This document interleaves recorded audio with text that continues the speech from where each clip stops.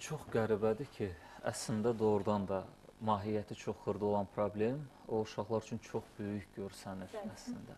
Və bu məsələdə çox fərqli yanaşmaq lazımdır. Təbii ki, yeniyetməlik dövrünə, həddi-buluq dövrünə başlayanda o dövrdə tamam bir başqa problemlər yaşayırlar. Şagirdlər ibtidai sinifdə tamam başqa bir problemlər yaşayırlar şagirdlər. İbtidai sinifə gələrkən bir tamam başqa problemlər olur. Bunların hamısının kökündə deyərdim ki, psixoloji xidmət məsələsi dayanır və elə nüanslar var ki, əslində məktəb psixoloqunun səlahiyyətləri və görməli olduğu işlər birbaşqa istiqamətdir.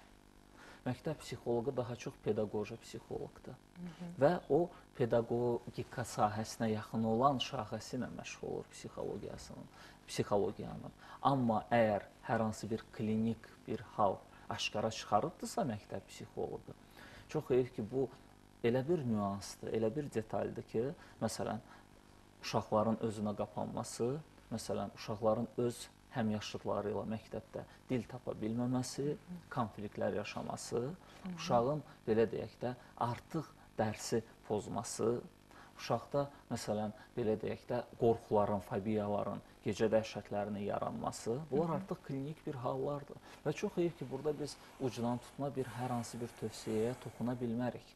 Burada konkret, belə deyək də, tibbi, psixoloji bir yardıma ehtiyacı olur şagirdin.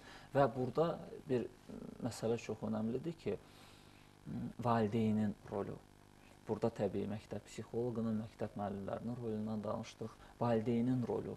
Çünki bilirsiniz, bunun konkret bir düsturu yoxdur. Neçə faiz məktəb məşğul olmalıdır, neçə faiz valideyn məşğul olmalıdır uşaqla. Sadəcə olaraq əgər valideynlər uşaqların məktəblərini, uşaqların həyatını öz həyatının içərisinə qatsa, yəni bu mənim evladımdır, o oxumalıdır, getsin məktəbə gəlsin, oxusun və gələcəkdə böyük insan olsun, mən yaşdaşanda mənə baxsın, həmişə fəxrim olsun, həmişə qürurum olsun, deyil.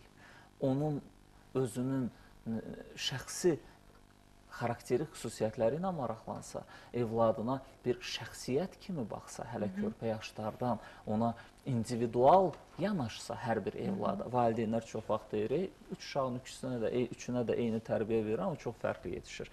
Eyni yanaşma olmamalıdır. O fərdi yanaşma olsa, bu məsələlər vaxtında həm həllini tapar və ən yaxşı, həmişə deyirik ki, bizdə təbabətdə bir lozunq var ki, ən düzgün müalicə vaxtında aparılmış profilaktikadır. Və bu profilaktikada bu medalın iki tərəfi olduğu kimi, məktəbin iştirakı olduğu qədər də ailənin iştirakı çox vacibdir. Günay xanım,